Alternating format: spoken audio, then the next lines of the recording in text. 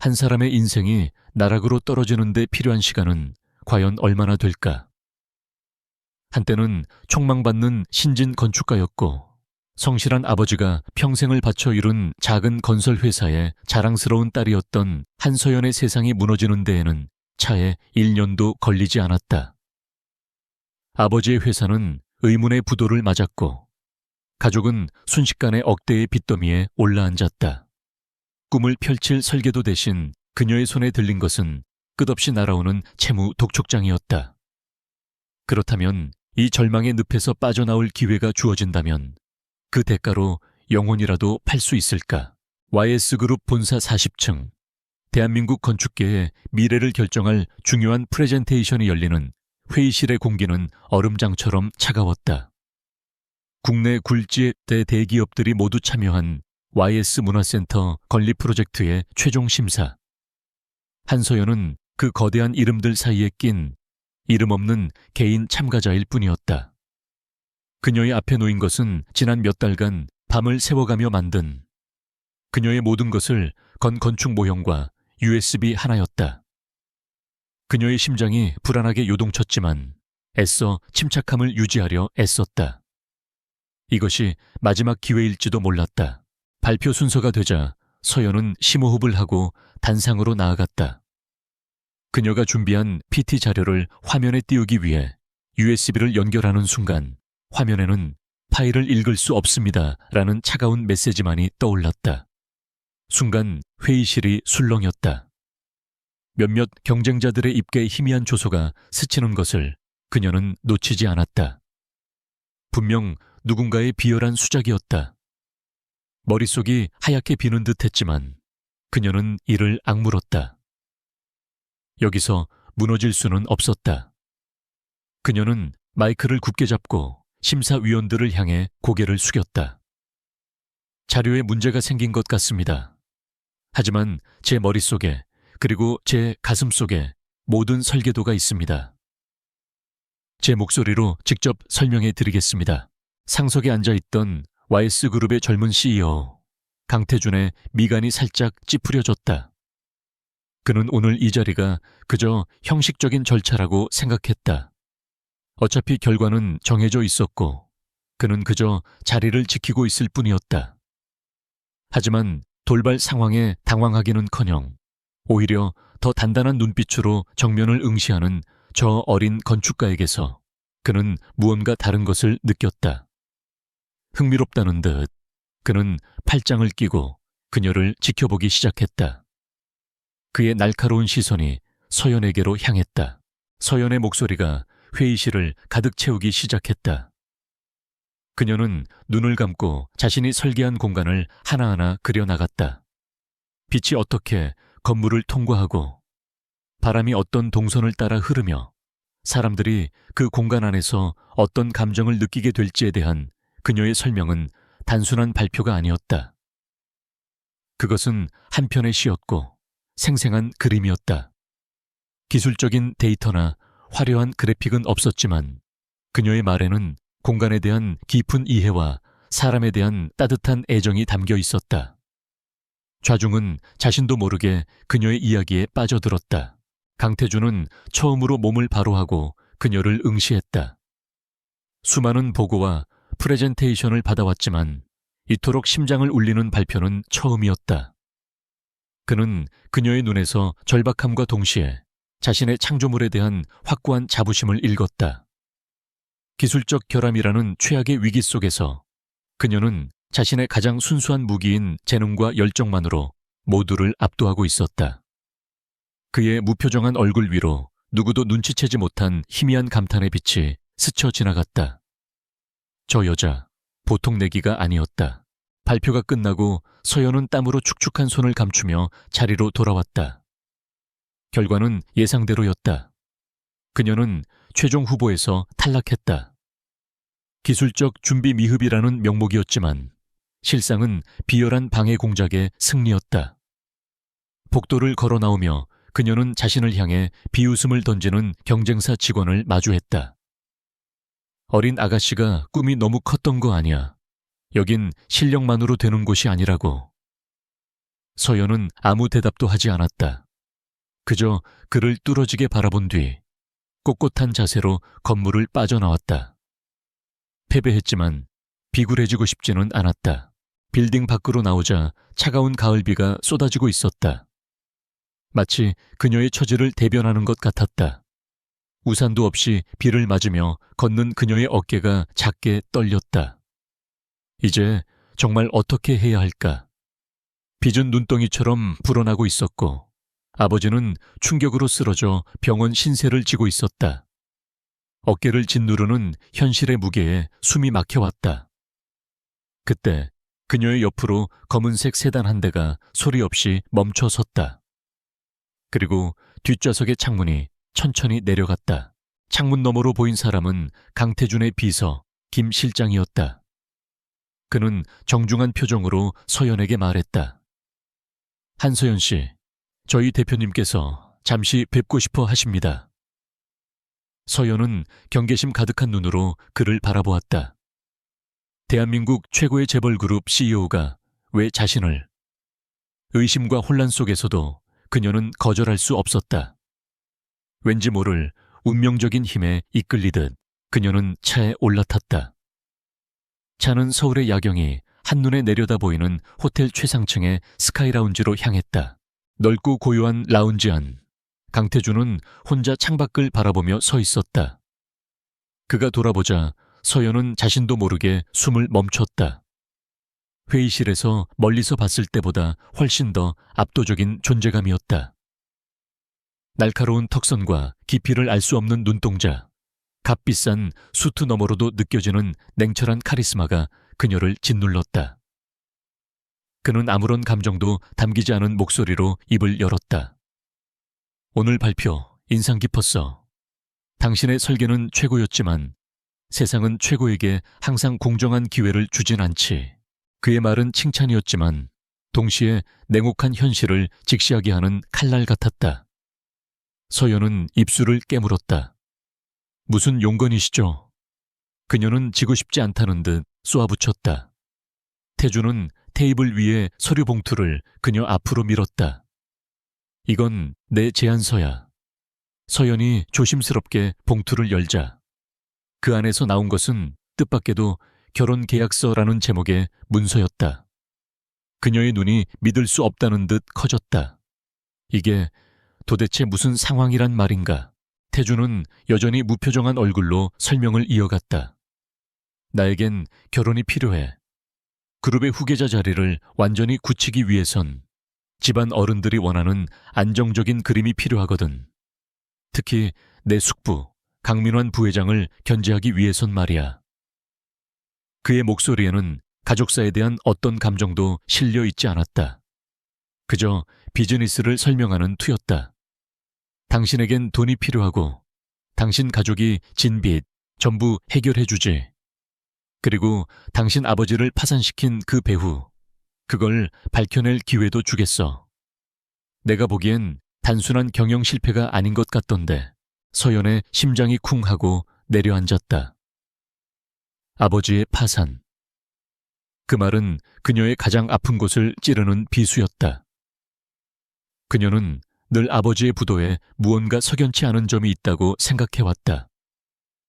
어떻게 그걸... 태주는 마치 그녀의 마음을 꿰뚫어 보는 듯 했다. YS의 정보망을 과소평가하지 마. 당신이 필요한 것과 내가 필요한 것이 정확히 일치해. 이건 자선이 아니야. 철저한 비즈니스고 거래지. 그는 계약서의 내용을 짚었다. 기간은 1년. 그동안 우리는 완벽한 부부 연기를 해야 해. 대외적으로, 그리고 우리 가족들 앞에서.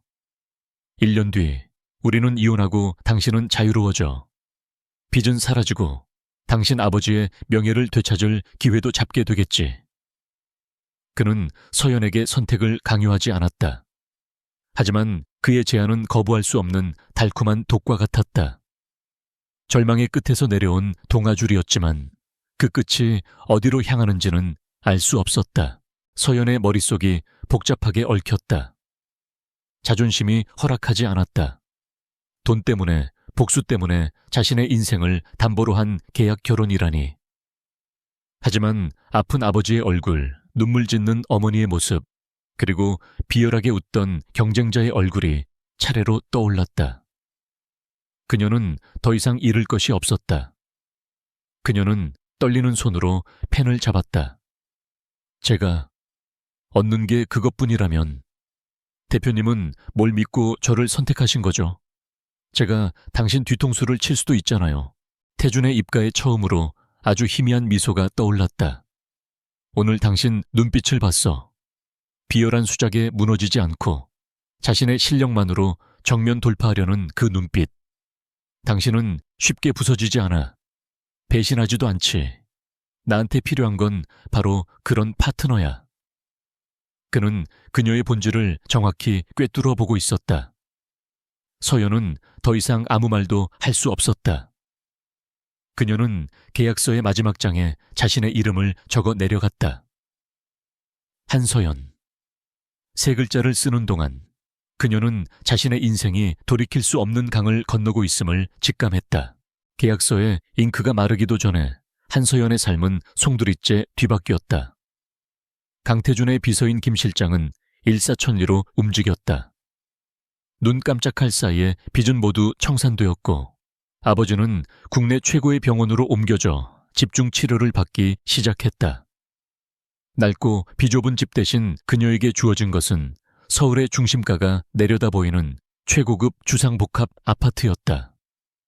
하지만 그 모든 것들은 진짜가 아니었다.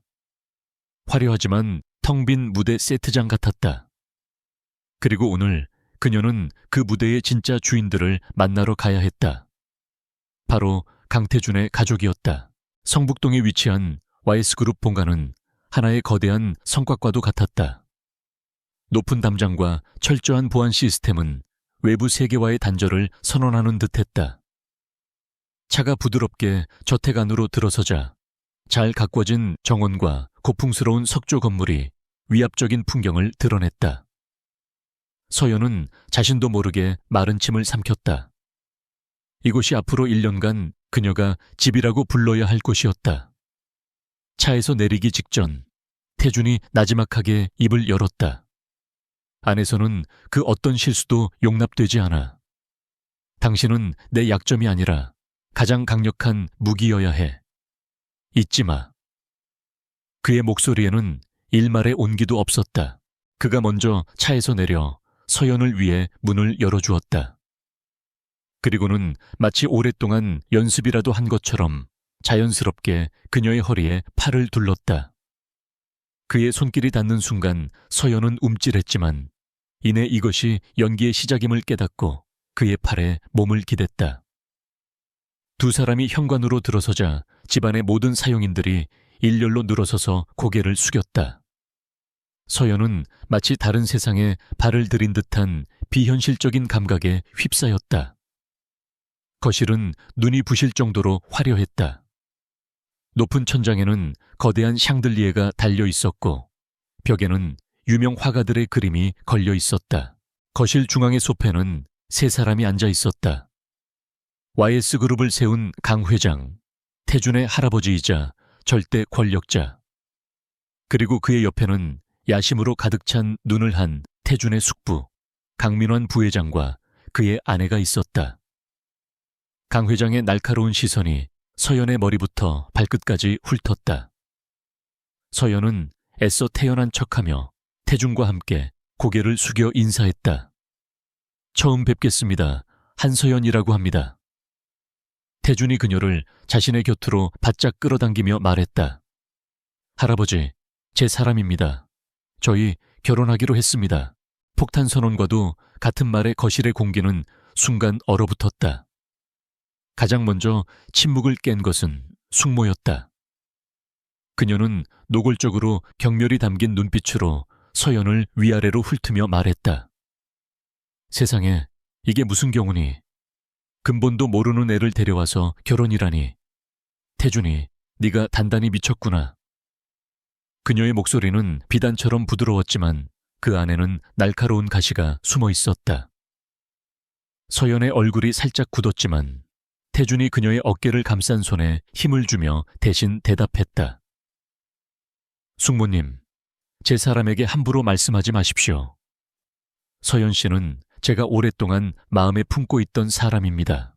그때까지 아무 말 없이 지켜보던 강민환 부회장이 웃으며 나섰다. 그는 독사처럼 교활한 미소를 띤 채였다. 형수님, 너무 나무라지 마세요. 우리 태준이가 사람 보는 눈이 얼마나 높은데. 분명 보통 인물은 아닐 겁니다. 그렇죠, 한서연 씨? 그는 서연에게 질문을 던지며 은근한 압박을 가했다. 그는 서연이 이 집안의 기에 눌려 제대로 대답도 못할 것이라 예상했다. 하지만 서연은 그의 눈을 피하지 않고 똑바로 마주 보았다. 과찬이십니다, 부회장님. 저는 그저 제 일을 사랑하는 평범한 건축가일 뿐입니다. 하지만 태준 씨는 그런 저의 평범함 속에서 특별한 가치를 발견해 주셨습니다. 그녀의 대답은 겸손했지만 당당했다. 강민환의 미간이 순간 꿈틀거렸다. 그는 이 어린 여자가 생각보다 만만치 않다는 것을 직감했다. 그때 묵묵히 모든 것을 지켜보던 강 회장이 입을 열었다. 그의 목소리는 낮고 무거웠다. 결혼은 집안과 집안의 만남이다. YS의 며느리가 되겠다는 것이 어떤 의미인지 알고 있는가? 그것은 질문이라기보다는 경고에 가까웠다. 서연은 잠시 숨을 골랐다.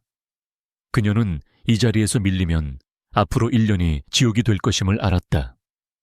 YS의 며느리가 된다는 것의 무게를 제가 감히 다 알 수는 없을 겁니다. 하지만 강태준이라는 남자의 아내가 된다는 것의 의미는 알고 있습니다. 그의 곁에서 가장 든든한 지지자가 되어주는 것, 그것이 제 역할이라고 생각합니다. 그 순간 태준은 자신의 옆에 서 있는 서연을 다른 눈으로 보게 되었다. 그는 그저 위기를 모면하기 위한 수단으로 그녀를 선택했을 뿐이었다. 하지만 지금 그녀는 철저히 계산된 연기를 넘어 자신만의 방식으로 이 거대한 성 안에서 스스로를 지켜내고 있었다. 그녀의 눈빛은 흔들리지 않았고 목소리에는 힘이 있었다. 강 회장은 더 이상 아무것도 묻지 않고 그저 지팡이를 두어 번 바닥에 두드린 뒤 자리에서 일어났다. 저녁 식사가 시작되었다. 식사 시간은 보이지 않는 전쟁터였다. 숙모는 계속해서 서연의 집안 배경과 학벌을 들먹이며 그녀를 깎아내리려 했다. 건축은 돈이 많이 드는 분야라던데 집안의 지원 없이는 힘들었겠구나. 서연은 묵묵히 음식을 먹으며 대답했다. 네, 쉽지 않았습니다. 그래서 누구보다 절박하게 열심히 공부했습니다. 세상에 공짜는 없다는 것을 일찍 배운 셈이죠. 그녀의 대답에는 가시가 없었지만 그 누구도 그녀를 얕볼 수 없게 만드는 단단함이 있었다. 태준은 말없이 그녀의 접시에 음식을 덜어주거나 물잔을 채워주는 등 자상한 약혼자의 역할을 완벽하게 수행했다. 그들의 영위는 너무나 자연스러워서 오히려 진짜처럼 보일 정도였다. 식사가 끝나고 서연과 태준은 그들을 위해 마련된 별채로 안내되었다. 저택만큼이나 거대하고 화려한 공간이었다. 하지만 문이 닫히는 순간 두 사람을 감싸고 있던 따뜻한 연인의 분위기는 거짓말처럼 사라졌다. 태준은 넥타이를 거칠게 풀어헤치며 차갑게 말했다. 오늘 잘했어. 예상보다 훨씬 더. 하지만 방심하지 마. 우리 숙부는 당신의 모든 것을 파헤치려 들 테니까. 서연은 지친 몸을 소파에 기댔다. 당신 가족들 정말 대단하네요. 연기하는 것도 보통 일이 아니겠어요. 그녀의 목소리에는 피로와 약간의 냉소가 섞여 있었다. 그때 태준의 시선이 그녀의 손에 머물렀다. 긴장한 탓에 자신도 모르게 손톱으로 손바닥을 파고든 모양이었다. 작은 상처에서 피가 배어 나오고 있었다. 서연이 미처 알아채기도 전에 태준은 말없이 방 안의 구급상자를 가져왔다. 그는 소독솜과 연고, 작은 밴드를 꺼내 그녀 앞에 무릎을 꿇고 앉았다. 서연은 당황해서 손을 빼려 했지만 그가 더 강한 힘으로 그녀의 손을 붙잡았다. 가만히 있어. 그의 목소리는 여전히 명령조였지만 상처를 소독하는 그의 손길은 놀라울 정도로 조심스럽고 부드러웠다. 서늘한 소독약이 상처에 닿자 서연은 저도 모르게 작게 신음했다. 그 순간 태준의 손길이 잠시 멈췄다. 그는 고개를 들어 그녀를 바라보았다. 아주 가까운 거리에서 마주한 그의 눈동자는 깊고 고요했다. 그 안에는 회의실에서 보았던 냉철함이나 가족들 앞에서 연기하던 다정함과는 또 다른 무언가 복잡한 감정이 담겨 있었다. 서연은 심장이 저도 모르게 빠르게 뛰는 것을 느꼈다. 이 남자의 진짜 모습은 과연 무엇일까? 계약으로 묶인 관계라는 것을 알면서도 그의 예기치 못한 행동 하나에 마음이 흔들렸다. 이것은 계약에 없는 행동이었다. 가면 뒤에 숨겨진 그의 진심이 아주 조금, 처음으로 엿보인 순간이었다. 강태준과의 계약, 결혼 생활은 마치 팽팽하게 당겨진 외줄 위를 걷는 것과 같았다. 대외적으로 그들은 세기의 로맨스 주인공이었다. 태준은 언론 인터뷰와 공식 석상에서 서연을 향한 변함없는 애정을 과시했고, 서연은 그의 곁에서 우아하고 지적인 약혼녀의 역할을 완벽하게 수행했다. 사람들은 재벌 3세와 평범한 건축가의 드라마 같은 사랑 이야기에 열광했다. 하지만 YS그룹 본가라는 거대한 성 안에서 문이 닫히는 순간 그들은 다시 차가운 계약 관계로 돌아왔다. 그들 사이에는 눈에 보이지 않는 선이 분명하게 그어져 있었다. 그 선을 위태롭게 흔들기 시작한 것은 강민환 부회장이었다. 그는 조카의 갑작스러운 결혼 발표 뒤에 무언가 다른 목적이 숨어 있음을 직감했다. 그는 태준이 그룹 내 자신의 입지를 굳히기 위해 서연을 방패막이로 내세웠다고 확신했다. 그래서 그는 방패를 먼저 부수기로 결심했다. 그의 첫 번째 목표는 YS건설이 사활을 걸고 추진 중인 너시티 프로젝트였다. 그것은 태준이 CEO가 된 이후 처음으로 직접 지휘하는 대규모 사업으로 그의 경영 능력을 입증할 중요한 시험대였다. 강민환은 이 프로젝트를 실패로 만들어 태준의 발목을 잡을 계획이었다. 그는 경쟁사인 태영건설과 은밀히 손을 잡았다. YS그룹의 내부 정보를 태영건설에 넘겨주며 입찰 과정에서 YS를 불리하게 만들었다. 뿐만 아니라 그는 YS건설의 핵심 기술 인력을 빼돌리고 자재 공급망에 문제를 일으키는 등 비열한 방법을 총동원했다. 태준은 연일 터지는 문제들을 수습하느라 밤낮없이 일에 매달렸다. 그의 얼굴에는 피로가 역력했지만 그는 숙부 앞에서는 조금의 빈틈도 보이지 않으려 애썼다. 서연은 그런 그의 모습을 묵묵히 지켜볼 뿐이었다. 계약상 그녀가 그의 사업에 관여할 이유는 없었다. 그러던 어느 날 밤 서연은 서재에서 잠든 태준을 발견했다. 그는 소파에 기댄 채 쪽잠을 자고 있었고 테이블 위에는 너시티 프로젝트 관련 서류들이 산더미처럼 쌓여 있었다. 그녀는 자신도 모르게 서류 더미로 시선이 향했다. 건축가의 본능적인 호기심이었다. 그녀가 조심스럽게 설계도면 하나를 집어드는 순간 잠에서 깬 태준의 차가운 목소리가 들렸다. 누구 허락받고 남의 서류에 손을 대는 거지? 서연은 놀라 도면을 떨어뜨렸다. 미안해요. 그저 직업병 같은 거라서. 태준은 날카로운 눈으로 그녀를 쏘아보다가 깊은 한숨을 내쉬었다. 됐어. 봐도 어차피 당신이 도울 수 있는 일은 없어. 그의 말에는 깊은 무력감이 묻어 있었다. 그는 등을 돌려 다시 서류에 집중하려 했다. 바로 그때 서연이 입을 열었다. 태영건설의 설계, 분명 문제가 있어요. 태준은 의아한 표정으로 그녀를 돌아보았다. 뭐라고? 서연은 바닥에 떨어진 도면을 주워들고 테이블 위로 펼쳤다. 이 공법, 겉보기엔 혁신적이고 비용도 절감되는 것처럼 보이지만 한국의 지질 환경과는 맞지 않아요. 특히 여름철 집중호우 시기에 집안 침하의 위험이 매우 커요. 그녀는 전문가의 눈으로 태영건설이 제시한 설계의 치명적인 결함을 정확히 짚어냈다. 과거 아버지의 회사에서 일하며 겪었던 수많은 현장 경험이 그녀의 주장을 뒷받침했다.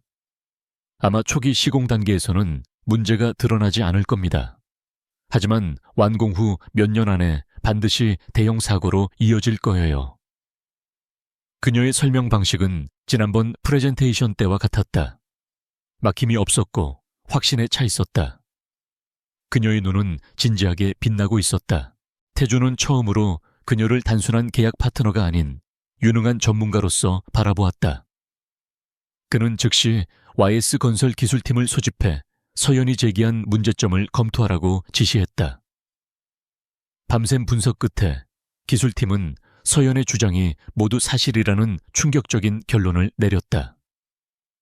태영건설은 비용 절감을 위해 안전성을 무시한 채 무리하게 신공법을 도입하려 했던 것이다. 만약 서연이 아니었다면 YS건설은 경쟁에서 이기기 위해 더 위험한 설계안을 제출했을지도 모를 일이었다. 이 사건은 결정적인 전환점이 되었다. 태주는 입찰 심사 프레젠테이션에서 태영건설 설계의 위험성을 공개적으로 지적했다. 그는 단순한 비방이 아닌 정확한 데이터와 시뮬레이션 결과를 근거로 제시했다. 결국 너시티 프로젝트는 YS건설에게 돌아갔고 태영건설과 강민환의 유착관계에 대한 의혹이 수면 위로 떠올랐다. 강민환은 자신의 계획이 어이없이 실패했다는 사실에 분노했다. 그는 한서연이라는 변수를 전혀 예상하지 못했던 것이다. 그는 서연의 배후를 샅샅이 조사하라고 지시했다. 그날 밤 태주는 별차에 거실에서 서연을 기다리고 있었다. 그는 와인 2잔을 따라 한 잔을 그녀에게 건넸다. 오늘 당신 덕분이야. 고맙다는 말을 하고 싶어서. 그의 진심 어린 감사 인사에 서연은 어색함을 느꼈다. 사업상의 파트너로서 당연한 일을 한 것뿐이에요. 당신이 무너지면 우리 계약도 위험해지니까요. 그녀는 애써 둘 사이의 선을 다시 그으려 했다. 하지만 태주는 그 선을 넘어올 셈인 듯했다. 아니, 이건 계약 이상의 일이야. 당신은 내 목숨을 구한 거나 마찬가지야. 그는 서연이 지적했던 태영건설의 비리수법이 과거 그녀의 아버지가 당했던 방식과 너무나 흡사하다는 사실을 알아챘다. 자재 단가를 후려치고 부실 공법을 강요하며 결국 회사를 부도 처리한 뒤 헐값에 인수하는 수법. 그것은 강민환이 과거부터 즐겨 사용하던 방식이었다. 태주는 그녀에게 이 사실을 말할 수 없었다. 아직 확실한 증거가 없었기 때문이기도 했지만 그보다는 그녀에게 또 다른 상처를 주고 싶지 않았기 때문이었다. 그는 대신 다른 질문을 던졌다. 어떻게 그렇게 빨리 문제점을 파악할 수 있었지? 서연은 와인잔을 내려다보며 씁쓸하게 웃었다. 우리 아빠 회사도 저렇게 당했거든요. 겉으로는 합법적인 인수합병이었지만 실상은 모든 걸 다 빼앗긴 거였어요. 그때 제가 할 수 있는 건 아무것도 없었죠. 그녀의 목소리가 가늘게 떨렸다. 태주는 그녀의 아픔에 깊이 공감했다. 그는 자신도 모르게 손을 뻗어 그녀의 어깨를 감싸 안고 싶었지만 간신히 충동을 억눌렀다. 대신 그는 나지막한 목소리로 약속했다. 내가 알아볼게. 당신 아버지의 억울함 내가 풀어줄게. 그의 말은 단순한 위로가 아니었다. 그것은 굳은 맹세처럼 들렸다. 서연은 고개를 들어 그를 바라보았다. 그의 눈빛은 그 어느 때보다 진지했다. 두 사람 사이에는 잠시 침묵이 흘렀다. 더 이상 차가운 계약 파트너가 아닌 같은 상처와 목표를 공유한 동지애와도 같은 감정이 싹트고 있었다. 태주는 이제 서연을 지켜야겠다고 생각했다. 그녀는 더 이상 비즈니스를 위한 방패가 아니었다. 그녀는 그가 보호해야 할 사람이 되었다. 강민환의 다음 공격이 어디로 향할지 알 수 없었기에 그는 그녀의 안전이 진심으로 걱정되기 시작했다.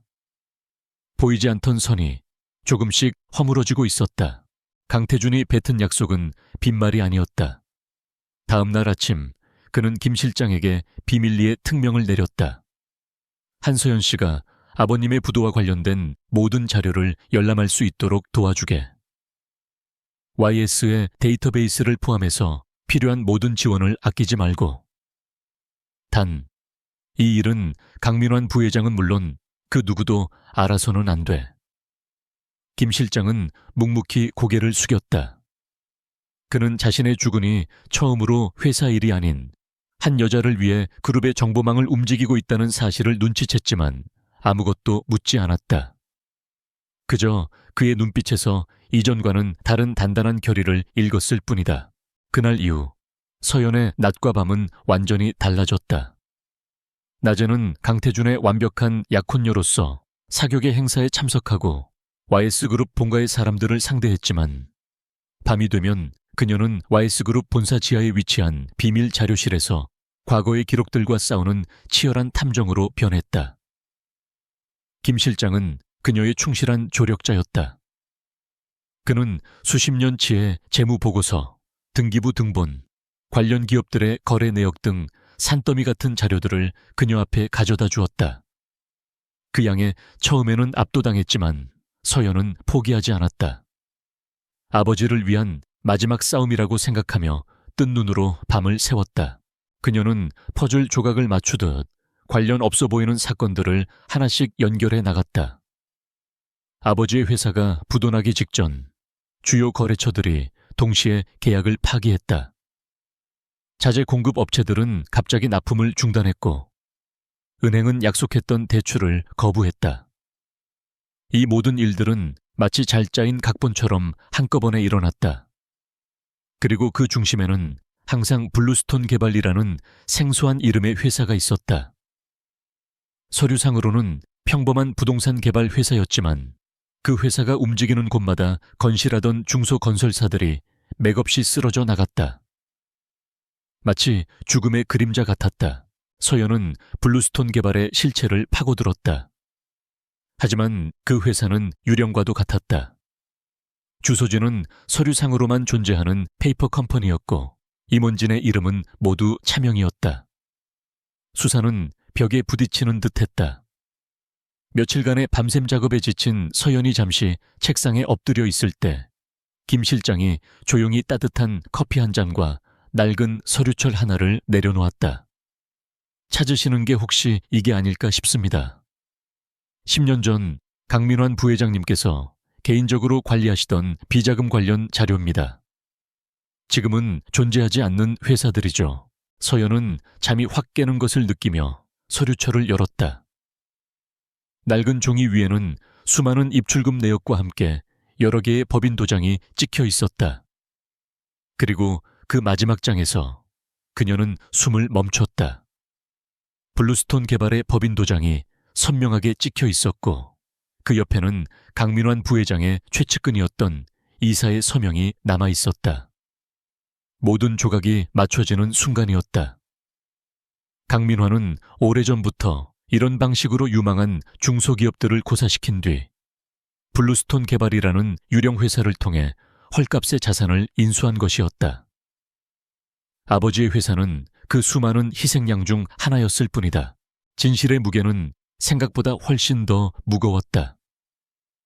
그동안 막연하게 품고 있던 의심이 차갑고 잔인한 현실이 되어 그녀의 심장을 찔렀다. 분노와 슬픔, 그리고 아버지에 대한 미안함이 한꺼번에 몰려왔다. 그녀는 더 이상 감정을 주체하지 못하고 서류 위로 뜨거운 눈물을 쏟아냈다. 자신이 강태준과 계약을 맺고 이 집에 들어온 것이 결국 원수의 소굴로 제 발로 걸어 들어온 꼴이라는 생각에 참을 수 없는 절망감이 밀려왔다. 운명의 장난은 이토록 가혹했다. 그녀는 증거 자료들을 챙겨 곧장 태준의 서재로 향했다. 문을 열고 들어서자 태준은 그녀의 붉어진 눈시울과 떨리는 손에 들린 서류를 보고 모든 상황을 직감했다. 서연은 아무 말 없이 서류들을 그의 책상 위에 펼쳐놓았다. 당신의 숙부가 우리 아버지를 우리 가족을 전부 망가뜨렸어요. 그녀의 목소리는 분노와 슬픔으로 갈라져 나왔다. 태주는 묵묵히 서류들을 하나씩 살펴보았다. 그의 얼굴은 차갑게 굳어 있었다. 사실 그는 어느 정도 예상하고 있었다. 하지만 자신의 핏줄이 저지른 악행을 눈으로 직접 확인하는 것은 전혀 다른 차원의 충격이었다. 그는 자리에서 일어나 서연의 앞에 섰다. 그는 그녀의 어깨를 감싸 안으려다 자신에게는 그럴 자격이 없다는 생각에 주먹을 꽉 쥔 채 손을 내렸다. 미안하다는 말로는 부족하겠지. 그의 목소리에는 깊은 죄책감이 어려 있었다. 하지만 이건 알아줘. 당신이 겪은 고통, 내가 반드시 갚아주겠어. 이건 이제 당신 혼자만의 싸움이 아니야. 내 싸움이기도 해. 그의 말은 더 이상 비즈니스 파트너의 언어가 아니었다. 그것은 한 남자가 사랑하는 여인의 상처를 끌어안으며 하는 진심 어린 맹세였다. 서연은 고개를 들어 그를 보았다. 그의 눈동자 속에서 그녀는 자신과 같은 분노와 슬픔, 그리고 그녀를 향한 깊은 연민과 보호 본능을 보았다. 계약으로 시작된 관계였지만 과거의 아픈 상처라는 공통의 분모가 그들을 운명처럼 단단하게 엮어버렸다. 이제 그들은 같은 적을 향해 칼을 겨눠야 하는 동지가 되었다. 태주는 떨리는 그녀의 손을 자신의 두 손으로 따뜻하게 감쌌다. 이제부터는 혼자 울지 마. 내가 옆에 있을 테니까. 그의 단단한 천이 그녀의 손을 통해 심장까지 전해지는 듯 했다. 그 순간 서재의 문이 살짝 열려 있다는 것을 두 사람은 알지 못했다. 복도를 지나가던 강민화는 우연히 서재에서 새어나오는 두 사람의 대화를 듣게 되었다. 그의 얼굴에서 교활한 미소가 사라지고 살기가 등등한 표정이 떠올랐다. 그는 자신의 뒤를 캐고 있었다는 사실에 분노했고 무엇보다 한서연이라는 하찮은 계집애가 감히 자신의 제국에 흠집을 내려 한다는 사실에 참을 수 없는 모욕감을 느꼈다. 그는 더 이상 이 위험한 게임을 두고 볼 수 없다고 판단했다. 이제는 그가 직접 움직일 때였다. 과거의 상처가 현재의 운명을 엮었고 그 운명은 이제 피할 수 없는 폭풍을 향해 달려가고 있었다. 원수의 정체를 확인한 순간부터 한서연과 강태준 사이의 공기는 미묘하게 달라졌다. 더 이상 그들은 위장과 연기로 가득 찬 쇼윈도 부부가 아니었다. 공동의 적을 앞에 둔 위태로운 동맹이었다. 밤마다 서재에 모여 강민환의 비리 증거를 추가로 수집하는 동안 두 사람은 서로의 아픔과 분노를 공유하며 이전과는 비교할 수 없을 정도로 가까워졌다. 태주는 그녀의 날카로운 분석력과 전략적 사고에 감탄했고 서연은 그의 차가운 가면 뒤에 숨겨진 깊은 책임감과 고뇌를 보았다. 계약이라는 이름으로 시작된 관계에 어느새 진실한 신뢰와 연대감이 싹트고 있었다. 하지만 그들의 움직임은 이미 독사의 심기를 건드린 후였다.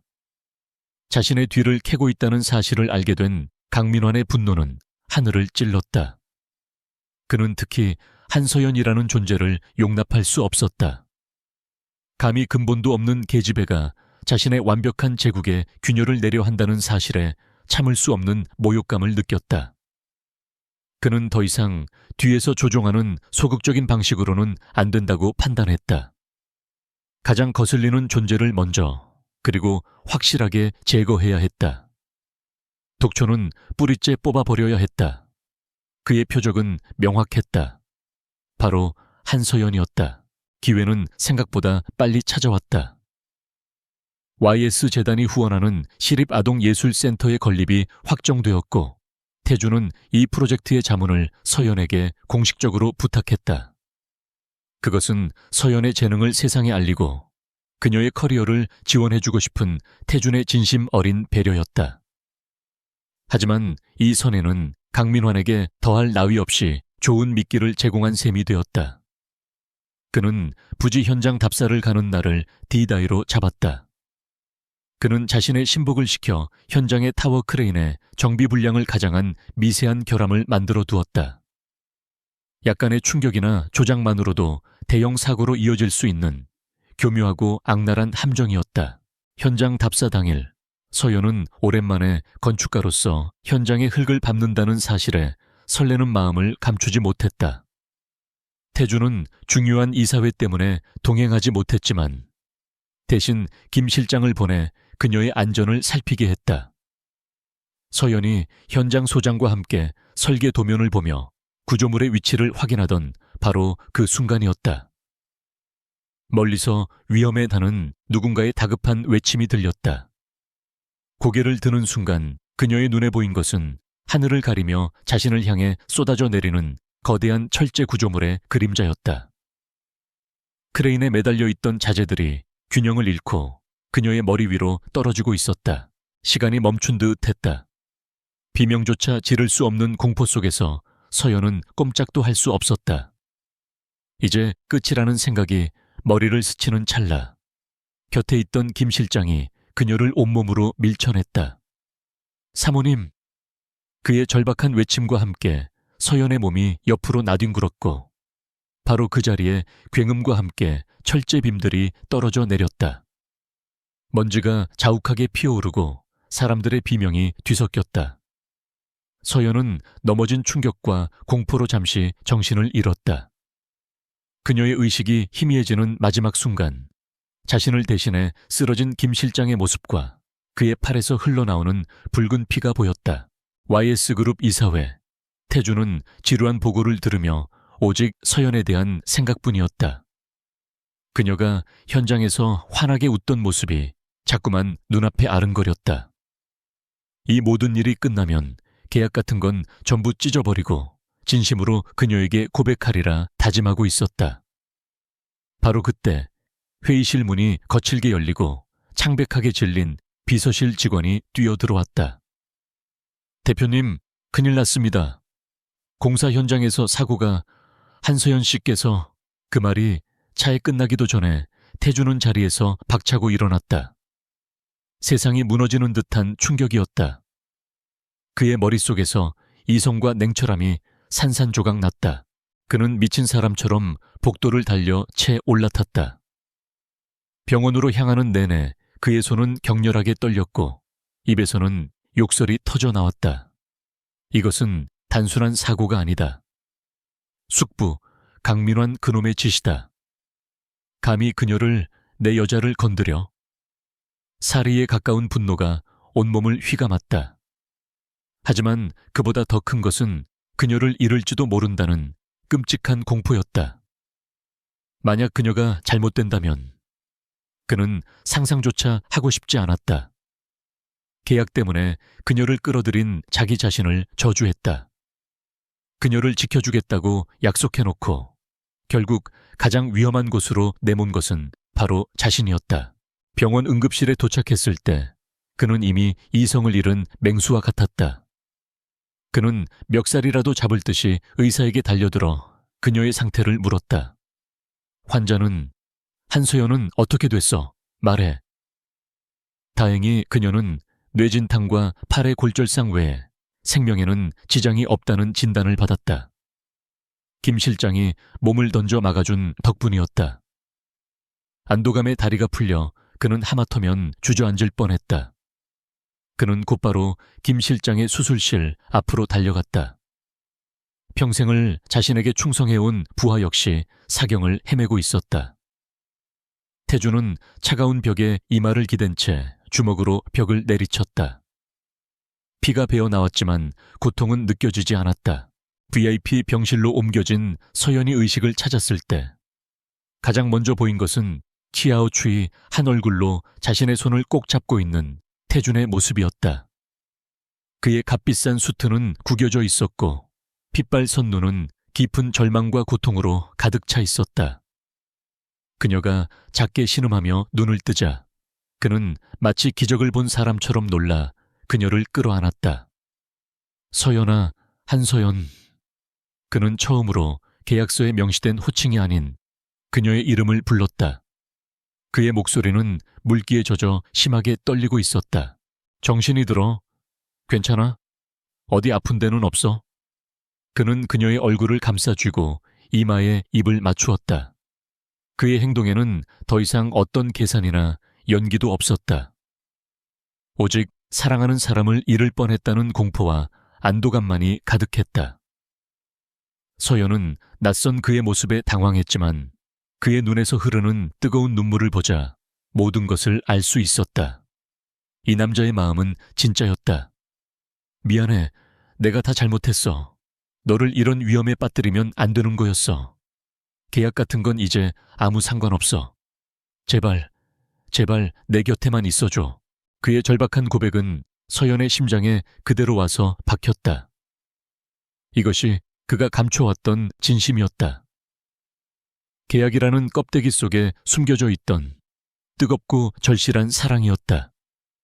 사고의 충격과 몸의 고통 속에서도 그녀는 그의 고백에 저도 모르게 눈물이 흘렀다. 그녀 역시 언제부터인가 그 차가운 남자에게서 온기를 느끼고 그의 그림자 속에서 위안을 얻고 있었다는 사실을 깨달았다. 두 사람은 아무 말 없이 서로를 바라보았다. 병실의 침묵 속에서 두 사람의 관계를 얽매고 있던 차가운 계약의 사슬은 소리 없이 끊어지고 있었다. 그 자리에는 돌이킬 수 없는 선택과 비로소 서로를 마주하게 된 진심만이 남았다. 병실에 감돌던 절박한 고백의 열기가 가라앉은 후 한서연과 강태준 사이에는 무겁지만 단단한 침묵이 자리 잡았다. 사고는 그녀에게서 많은 것을 앗아갈 뻔했지만 동시에 모든 것을 바꿔놓았다. 계약이라는 허울 좋은 껍데기는 산산조각 났고 그 안에서 서로를 향한 진심이 비로소 모습을 드러냈다. 이제 그들의 목표는 더 이상 계약의 이행이나 개인적인 복수가 아니었다. 그것은 사랑하는 사람을 지키고 충직한 부하의 희생에 보답하며 거대한 악을 뿌리 뽑기 위한 공동의 전쟁이 되었다. 그들의 눈빛에는 슬픔과 분노, 그리고 서로를 향한 굳건한 믿음이 뒤섞여 있었다. 퇴원 후 서연은 YS그룹 본가의 별채로 돌아왔다. 깁스를 한 팔은 불편했지만 그녀의 정신은 그 어느 때보다 맑고 날카로웠다. 병원에 누워있는 동안 그녀는 무력감에 치를 떠는 대신 자신이 할 수 있는 가장 강력한 무기를 갈고 닦았다. 바로 그녀의 머리와 전문 지식이었다. 태주는 그녀의 작업실이 된 별채의 서재에 강민환이 과거 주도했던 모든 건설 프로젝트의 자료를 옮겨다 놓았다.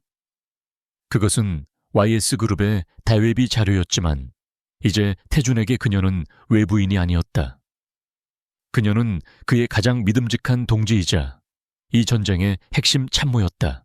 서연은 밤을 새워가며 수십 년치의 설계, 도면과 예산안, 자재 납품 기록을 파고들었다. 그녀의 예리한 눈은 교묘하게 숨겨진 비리의 흔적들을 하나씩 찾아내기 시작했다. 특히 아버지의 회사를 무너뜨렸던 블루스톤 개발과 관련된 프로젝트들에서는 공통적인 패턴이 발견되었다.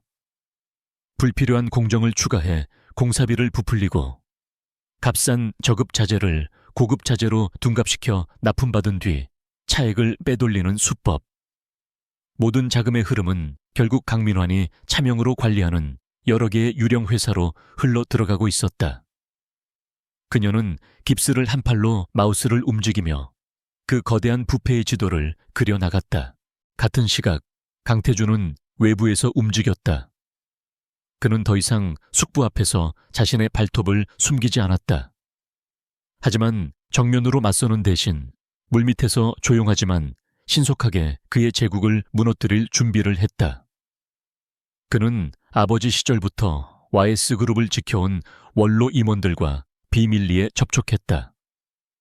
처음에는 그의 갑작스러운 행보를 경계하던 그들이었지만 태준이 내민 강민환의 비리 증거와 회사를 바로 세우겠다는 진심 어린 호소를 외면할 수는 없었다. 그들은 태준의 아버지에 대한 의리와 강민환의 끝없는 탐욕이 언젠가 그룹 전체를 위험에 빠뜨릴 것이라는 위기감에 동조하기 시작했다. 보이지 않는 전선에서 태준은 자신의 편을 한 사람씩 늘려가고 있었다. 그의 발걸음이 가장 자주 향한 곳은 김 실장이 입원한 병원이었다. 다행히 김 실장은 여러 차례의 대수술 끝에 목숨을 건졌지만 아직 의식을 회복하지 못하고 있었다. 태주는 매일 밤 중환자실 유리창 너머로 수많은 기계에 의지해 누워있는 충직한 부하를 내려다보았다. 그는 김 실장의 손을 잡고 나지막이 속삭였다. 조금만 더 버텨주게. 내가 자네를 이렇게 만든 놈들 반드시 내 손으로 심판할 테니. 그리고 서연 씨는 내가 목숨을 걸고 지킬 거야. 그러니 걱정 말고 일어나게. 그것은 단순한 다짐이 아니라 피로 맺은 맹세였다. 강민화는 조카의 변화를 감지했다. 사고 이후 태준의 눈빛은 이전보다 훨씬 더 차갑고 위험해져 있었다. 하지만 그는 태준이 고작 계집애 하나 때문에 자신에게 정면으로 맞설 배짱은 없으리라 얕보고 있었다. 그는 자신의 승리를 확신했다. 그는 가족 저녁 식사 자리에서 태준을 향해 교묘한 독설을 날렸다. 요즘 회사 분위기가 어수선하다더구나. 리더가 중심을 잡지 못하고 여자 문제에 휘둘리면 아랫사람들이 고생하는 법이지. 그 건축가 아가씨는 몸이 좀 괜찮은가 모르겠네. 운이 좋았어. 그의 말에는 자신만이 아는 은밀한 경고와 조롱이 담겨 있었다. 서연은 그 모욕적인 말을 잠자코 듣고 있었다. 하지만 그녀의 눈빛은 더 이상 상처받은 피해자의 그것이 아니었다. 폭풍 전야의 고요함처럼 그 안에는 차가운 분노와 결의가 서려 있었다. 그녀는 식사가 끝난 후 서재로 돌아온 태준에게 말했다. 이제 시간이 얼마 없어요. 다음 주 주주총회가 마지막 기회예요. 그 자리에서 모든 것을 끝내야 해요. 그녀의 목소리에는 한치의 망설임도 없었다. 태준은 고개를 끄덕였다. 그들 역시 주주총회를 결전의 날로 잡고 있었다. YS그룹의 모든 주주와 이사진이 모이는 그곳이야말로 강민환의 가면을 벗길 최적의 무대였다. 주주총회를 며칠 앞두고 모든 준비는 끝났다. 서연은 강민환의 횡령과 배임, 비자금 조성을 입증하는 완벽한 보고서를 완성했다.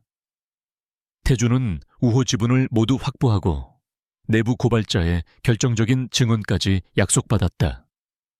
폭풍 전야, 그들은 서재에서 마지막으로 모든 전략을 점검했다. 책상 위에는 지난 몇 주간 그들이 피와 땀으로 일궈낸 결과물들이 놓여 있었다. 태준은 서류를 정리하는 서연의 어깨를 조용히 감싸 안았다. 무섭지 않아? 서연은 그의 품에 기대며 고개를 저었다. 당신과 함께라면요. 우리는 이겨야만 해요. 그들은 창밖으로 펼쳐진 서울의 야경을 함께 내려다보았다. 수많은 불빛들이 도시를 밝히고 있었지만 그들 눈에는 곧 다가올 거대한 폭풍의 전조만이 보였다. 모든 것을 건 마지막 방역, 실패는 용납되지 않았다. 내일 아침이 밝으면 길고 길었던 싸움의 막이 오를 것이다. 두 사람은 말없이 서로의 손을 꼭 잡았다. 그 온기가 서로에게 마지막 용기와 위안을 주고 있었다. 거짓과 탐욕으로 쌓아 올린 제국에 심판의 날이 다가오고 있었다. YS그룹의 정기 주주총회가 열리는 컨벤션 홀의 공기는 시작. 전부터 팽팽한 긴장감으로 가득 차 있었다. 수백 명의 주주들과 이사회 임원들, 그리고 재계의 이목을 증명하듯 수많은 취재진들이 자리를 메우고 있었다. 모두의 시선은 단상 중앙, 그룹의 현재와 미래를 상징하는 두 남자에게로 향해 있었다. 한쪽은 젊고 냉철한 카리스마의 CEO 강태준, 다른 한쪽은 노련하고 야심만만한 부회장 강민환. 오늘 이 자리는 단순한 경영 보고의 장이 아니었다. YS그룹의 왕좌를 건 피할 수 없는 전쟁의 서막이었다. 강민환은 승리를 확신하는 자의 여유로운 미소를 띠고 있었다. 지난 며칠간 그는 물밑에서 분주히 움직이며 자신에게 반기를 들었던 이사들을 회유하고 소액 주주들을 상대로 태준의 경영 능력에 대한 부정적인 여론을 퍼뜨렸다. 그가 보기에 태주는 아직 애송이에 불과했다. 사랑 노름에 빠져 회사를 위기에 빠뜨린 무능한 조카를 몰아내고 자신이 그 자리에 앉는 것은 너무나도 당연한 수순이었다. 그는 자신의 옆자리에 앉은 태준을 향해 나지막이 속삭였다. 마지막으로 즐겨두는 게 좋을 게다. 그 자리에 앉아있을 날도 오늘로 끝일 테니. 총회가 시작되고 예상대로 강민환이 먼저 포문을 열었다. 그는 긴급 동의안을 상정하며 자리에서 일어났다. 이장, 저는 현 강태준 대표이사의 경영 능력에 심각한 의문을 제기하며 대표이사 해임안을 긴급 발의하는 바입니다. 그의 목소리가 장내에 울려 퍼지자 여기저기서 술렁임이 터져 나왔다. 그는 기다렸다는 듯 준비해온 자료들을 화면에 띄웠다. 최근 YS건설이 겪었던 자재 수급 문제, 핵심 인력 유출 사태 등을 교묘하게 부풀려 모두 태준의 무능함 탓으로 돌렸다. 그리고 그는 결정타를 날렸다. 무엇보다 가장 큰 문제는 강 대표가 사적인 감정에 휩쓸려 회사의 중요한 프로젝트를 독단적으로 처리하고 있다는 점입니다. 특정 인물에게 특혜를 주기 위해 검증되지 않은 인사를 프로젝트에 관여시키는 등 공과 사를 구분하지 못하는 리더를 우리는 더 이상 신뢰할 수 없습니다. 그의 시선이 정확하게 객석 한쪽에 앉아있는 한서연을 향했다. 팔에 깁스를 한 채 조용히 앉아있는 그녀를 향해 모든 카메라 플래시가 일제히 터졌다. 강민환은 그녀를 태준을 끌어내리기 위한 제물로 삼을 작정이었다. 장내는 완전히 강민환의 페이스로 넘어간 듯 했다. 태준을 향한 비난의 목소리가 곳곳에서 터져 나왔다. 하지만 태준은 조금의 동요도 없이 차갑게 식은 눈으로 그 모든 광경을 지켜보고 있었다. 그는 마침내 자리에서 일어나 마이크 앞에 섰다. 숙부님의 지적 잘 들었습니다. 네, 최근 회사에 몇 가지 문제가 있었던 것은 사실입니다.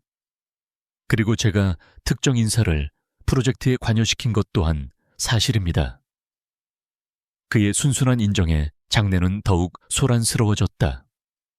강민환의 입가에 승리의 미소가 번졌다. 하지만 바로 다음 순간 태준의 목소리가 얼음처럼 장내를 얼려버렸다.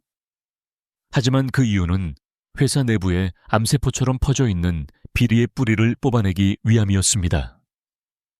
그는 화면을 전환시켰다. 화면에 나타난 것은 태영건설의 부실 설계 도면이었다. 강 부회장님께서 문제 삼으신 그 특정 인사, 한서연 건축가는 자신의 전문 지식을 통해 YS건설이 대형 참사로 이어질 뻔한 위험천만한 프로젝트를 수주하는 것을 막아냈습니다. 오히려 저는 그녀에게 훈장을 주어야 마땅하다고 생각합니다. 그리고 그는 서연을 향해 손짓했다. 한서연 씨, 당신이 직접 발견한 사실들을 이 자리에 모든 주주분들께 설명해 주시겠습니까? 서연은 쏟아지는 시선 속에서 천천히 단상으로 걸어나갔다. 그녀의 눈빛은 떨리지 않았다. 그녀는 먼저 고개 숙여 주주들에게 인사한 뒤 자신이 준비한 파일을 화면에 띄웠다. 저는 지난 수년간 YS건설이 진행했던 대규모 프로젝트들의 자재 납품 기록과 회계 장부를 분석했습니다. 그리고 그 속에서 아주 기이한 공통점을 발견했습니다. 그녀의 프레젠트 ATIO는 간결하고 논리적이며 파괴적이었다. 그녀는 수십 개의 프로젝트에서 어떻게 공사비가 부풀려졌는지, 유령 회사를 통해 어떻게 비자금이 조성되었는지를 정확한 데이터와 그래프로 증명해 보였다. 그녀의 손가락이 가리키는 모든 자금 흐름의 종착지는 단 한 곳을 향하고 있었다. 바로 블루스톤 개발이었다. 그리고 그녀는 마지막 페이지를 띄웠다. 그곳에는 블루스톤 개발의 실소유주가 바로 강민환 부회장이라는 것을 증명하는 차명계좌 거래 내역과 내부 고발자의 진술서가 담겨 있었다. 장내는 물을 끼얹은 듯 조용해졌다. 그 누구도 감히 입을 열지 못했다. 강민환의 얼굴에서 핏기가 사라지고 여유롭던 미소는 경악과 분노로 일그러졌다.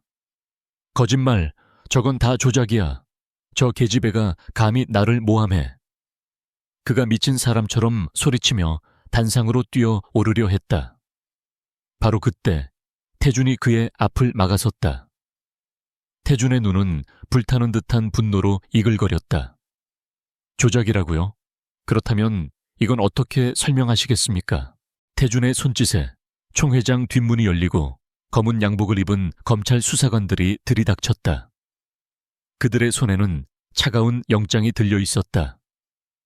강민환 씨, 특정경제범죄 가중처벌 등에 관한 법률 위반, 업무상 횡령 및 배임 혐의로 긴급 체포합니다.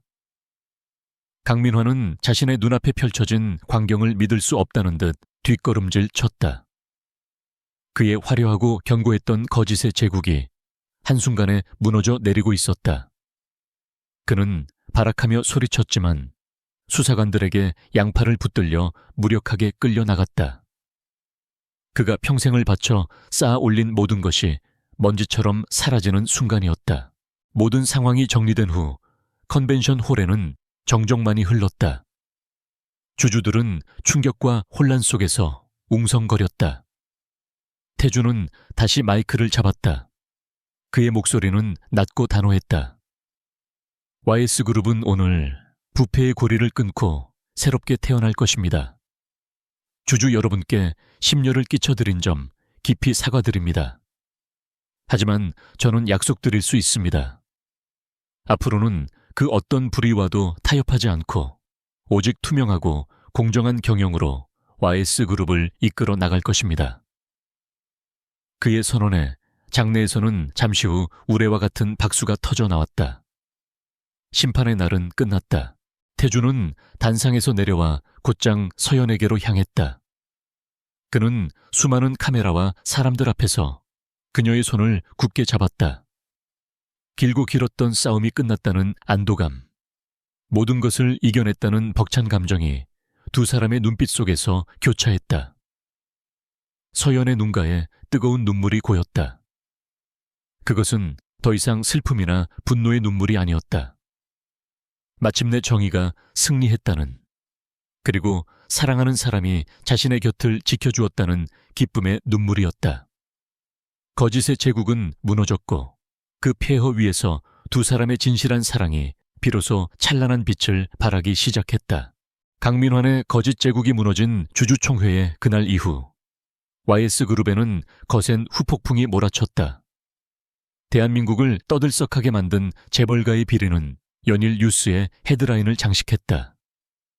강민환과 그의 일당은 모두 법의 심판을 받았고 그들이 수십 년간 쌓아 올린 부패의 탑은 속절없이 무너져 내렸다. 강태준은 그룹의 총수로서 이 모든 혼란을 수습해야 했다. 그는 밤낮을 가리지 않고 일하며 망가진 조직을 재정비하고 실추된 그룹의 이미지를 회복하기 위해 전력을 다했다. 그 과정은 고되고 힘들었지만 그의 곁에는 언제나 든든한 버팀목이 되어주는 한서연이 있었다. 그녀는 더 이상 계약상의 약혼녀가 아니었다. 그녀는 태준의 가장 가까운 곳에서 그를 위로하고 조언하며 때로는 날카로운 통찰력으로 그가 나아갈 방향을 제시해주는 진정한 파트너였다. YS그룹 본가의 사람들도 더 이상 그녀를 무시하거나 얕보지 못했다. 그녀는 자신의 능력과 지혜, 그리고 강인함으로 스스로의 가치를 증명해냈기 때문이었다. 특히 태준의 할아버지인 강 회장은 모든 진실을 알게 된 후 서연을 따로 불러 진심으로 사과하고 그녀를 YS의 진정한 가족으로 인정해 주었다. 몇 달의 시간이 흐르고 그룹이 어느 정도 안정을 되찾았을 때쯤 두 사람의 계약 기간 1년이 거의 끝나가고 있었다. 별채 서재, 처음 그들이 위험한 거래를 시작했던 바로 그 장소에서 태준은 서랍 속 깊이 넣어두었던 낡은 결혼 계약서를 꺼내들었다. 서연은 말없이 그의 옆에 앉아 그를 바라보았다. 한 장의 종이로 시작되었던 인연. 그 종이는 이제 수많은 사건과 감정들로 얼룩져 너덜너덜해져 있었다. 태준은 계약서를 테이블 위에 올려놓고 라이터를 꺼내 불을 붙였다. 주황색 불꽃이 종이를 삼키며 타오르기 시작했다. 두 사람은 말없이 그 광경을 지켜보았다. 과거의 모든 거짓과 위장, 아픔과 상처가 한 줌의 재로 변해가고 있었다. 불꽃이 사그라들자 태주는 서연의 손을 잡고 그녀의 눈을 깊이 바라보았다.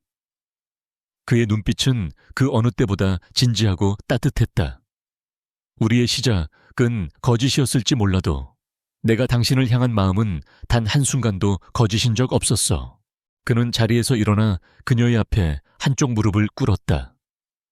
그의 손에는 작은 벨벳 상자가 들려 있었다.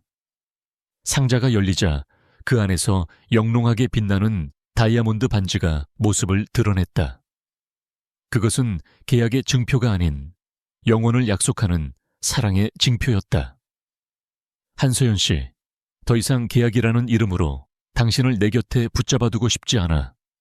이제는 내 아내라는 이름으로 평생을 함께하고 싶어. 나와 정말로 결혼해주겠어? 그의 목소리는 조금 떨리고 있었지만 그 안에는 세상 누구보다 확고한 진심이 담겨 있었다. 서연의 눈에서 뜨거운 눈물이 흘러내렸다. 그녀는 꿈에도 상상하지 못했던 순간이었다. 절망의 끝에서 만났던 차가운 남자. 위험한 거래의 파트너. 이제 그는 세상에서 가장 따뜻한 눈빛으로 그녀에게 영원을 약속하고 있었다. 그녀는 망설이지 않고 고개를 끄덕였다. 네, 좋아요. 그녀의 대답에 태준의 얼굴에 비로소 환한 미소가 피어올랐다. 그는 그녀의 손가락에 반지를 끼워주고 그녀를 일으켜 품에 가득 안았다. 계약은 끝났지만 그들의 진짜 사랑 이야기는 바로 지금 이 순간부터 시작되고 있었다. 얼마 후 두 사람은 화려하지만 요란하지 않은 그들만의 작은 결혼식을 올렸다. 가까운 가족과 친구들의 축복 속에서 그들은 서로의 눈을 바라보며 영원한 사랑을 맹세했다. 서연은 순백의 웨딩드레스를 입고 세상에서 가장 행복한 신부가 되었고 태주는 그런 그녀의 곁에서 든든한 남편이 되었다. 그들의 결혼은 더 이상 YS그룹의 후계 구도를 위한 정략적인 수단이 아니었다. 그것은 수많은 시련과 역경을 함께 이겨낸 두 영혼의 진정한 결합이었다. 2년 후 서울 시내가 내려다보이는 YS그룹 회장실.